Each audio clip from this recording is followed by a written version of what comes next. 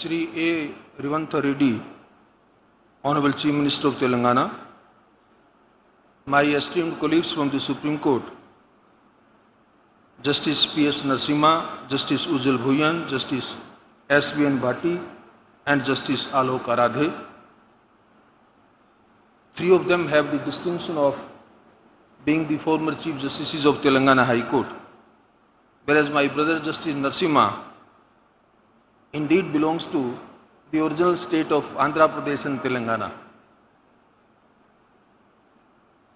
We also among us have Justice N.V. Ramana, Honorable former Chief Justice of India, my senior colleague, my brother Justice Subhash Reddy, former Judge of the Supreme Court of India, Justice Apresh Kumar Singh, Honorable Chief Justice of Telangana High Court, distinguished judges of the Telangana High Court, Shri A. Sudarshan Reddy, Learned Advocate General, Telangana, young and dynamic Additional Advocate General Mr. Imran Khan, Shri Narasimha Sharma, Additional Solicitor General of India, Shri K. Ramakrishnan Rao, Chief Secretary State of Telangana, Shri B. Shivdhar Reddy, Director General of Police,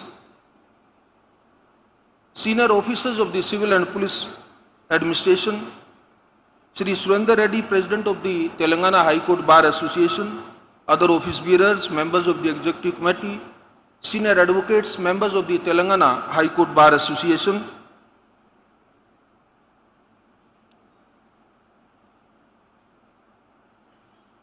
learned Registrar General and other officers of the High Court establishment, distinguished judicial officers, members of the legal fraternity. I am not sure whether Mr. Narasimha Reddy, Chairman of the Bar Council, is present or not. Very distinguished spouses of some of us from the High Court, from the Supreme Court, architect, engineers, contractor, who are all associated with the construction project of the new High Court building of the Telangana High Court. Friends from media, ladies and gentlemen,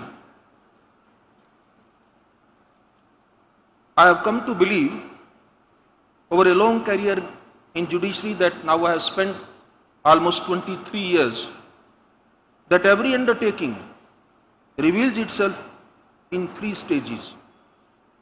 Its beginning reveals the intent, its middle demonstrates perseverance, and its conclusion shows whether the promise was fulfilled. Today, we are in the midst of a significant undertaking. Zone 1 of the High Court of Telangana complex is already under construction, and we have gathered here to commence Zone 2. It is a matter of fact that when the public sees of a court is the bench, the emblem, and the proceedings. That is the visible judiciary. But behind every courtroom, there is a world that keeps it running, where judges live, where they train, where precedent is preserved.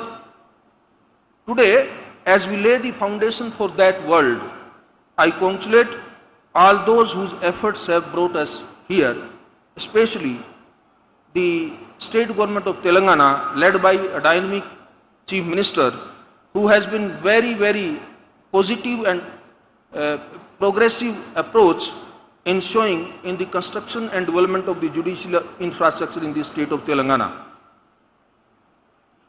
What brings us here is not merely a ceremony. It is a constitutional duty. Our constitution makers firmly believed in the principle of access to justice, and therefore they made it a constitutional obligation to establish a high court for every state. I have always viewed that this not just as legal requirement, but as a solemn commitment by the Republic. And such a commitment is only as meaningful as the physical infrastructure that underpins it.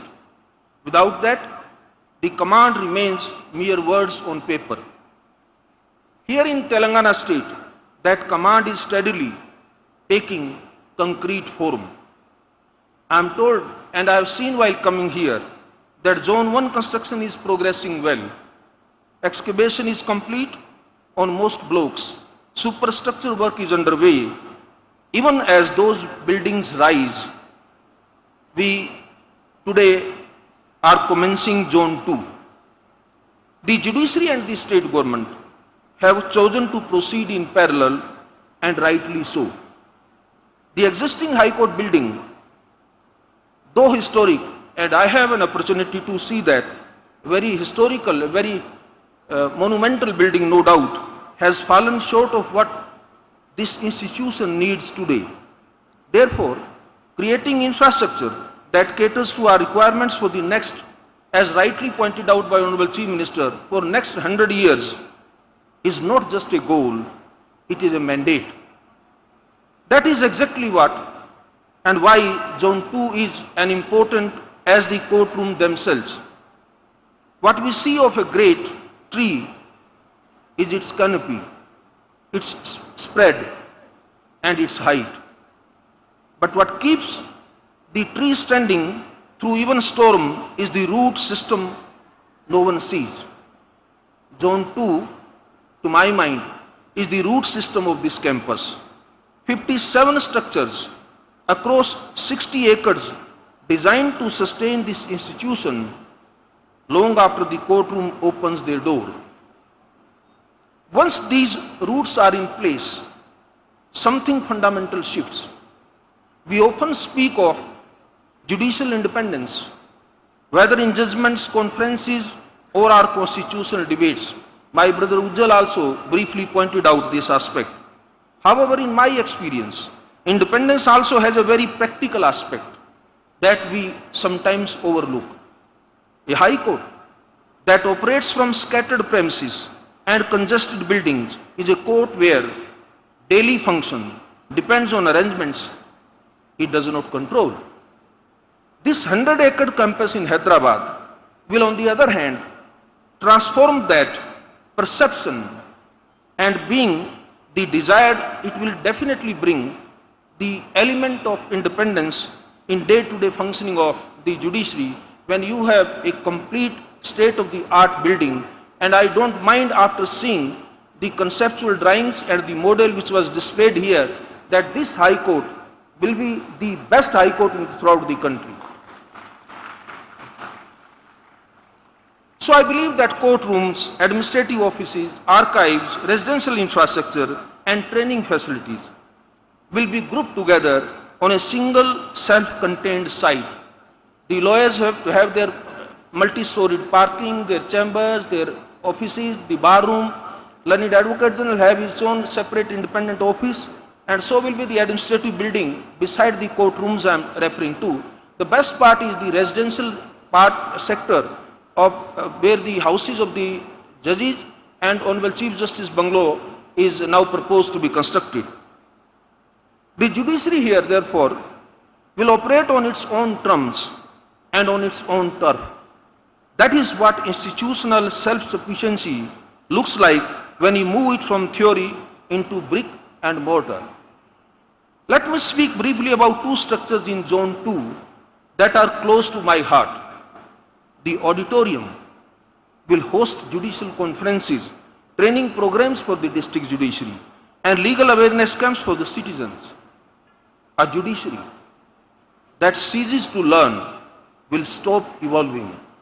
I have seen this across the country, and I hold this conviction strongly and very firmly. Equally important is the central record room designed across 3 levels.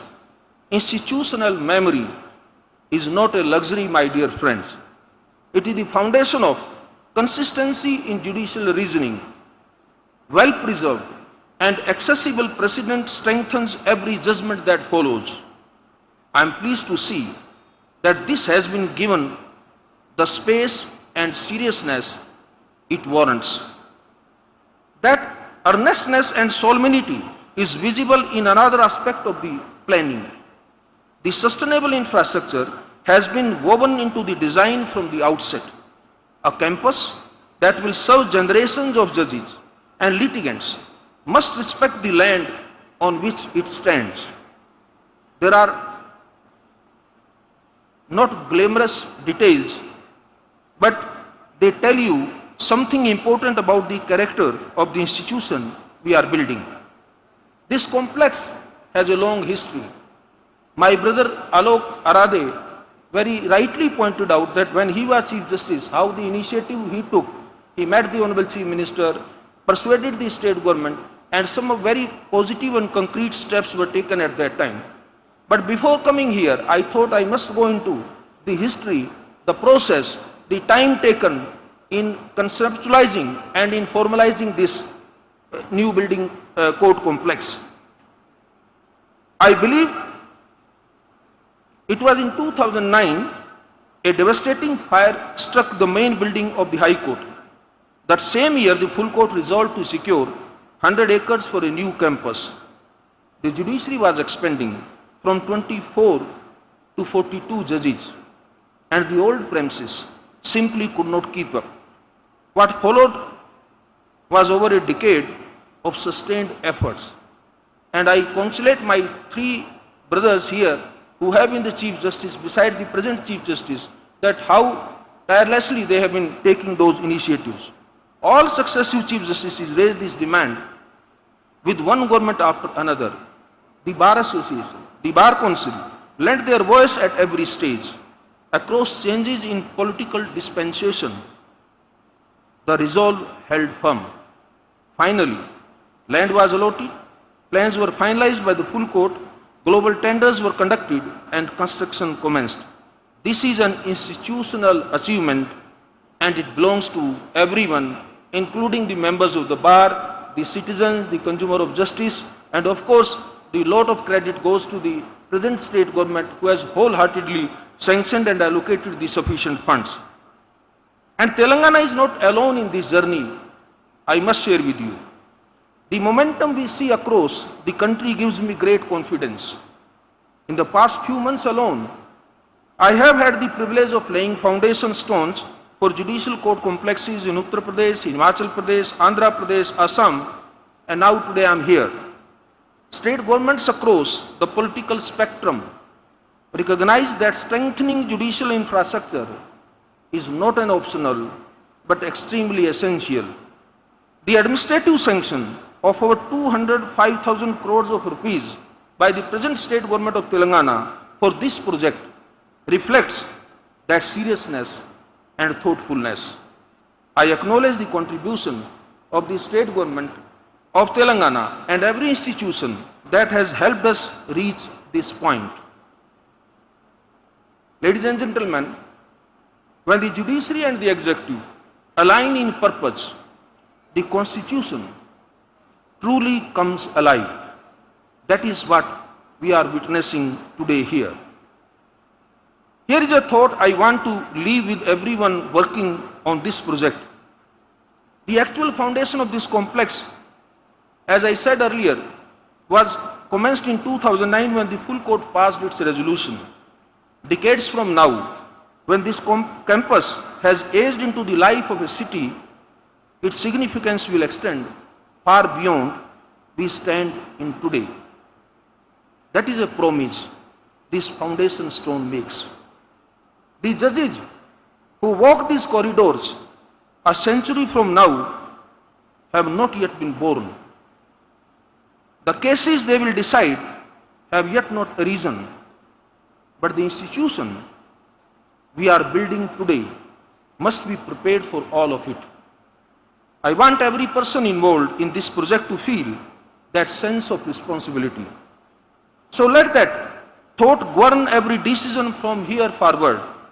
Every material chosen, every beam laid, every deadline honored. I urge every stakeholder to treat timelines as commitments and not as aspirations. I can announce it very happily that while sitting on the dais, I discussed with the Honorable Chief Minister, and he promised me that the complete High Court complex along with residential and other infrastructure will be completed in 2 years. I congratulate for this kind of commitment made by the state government.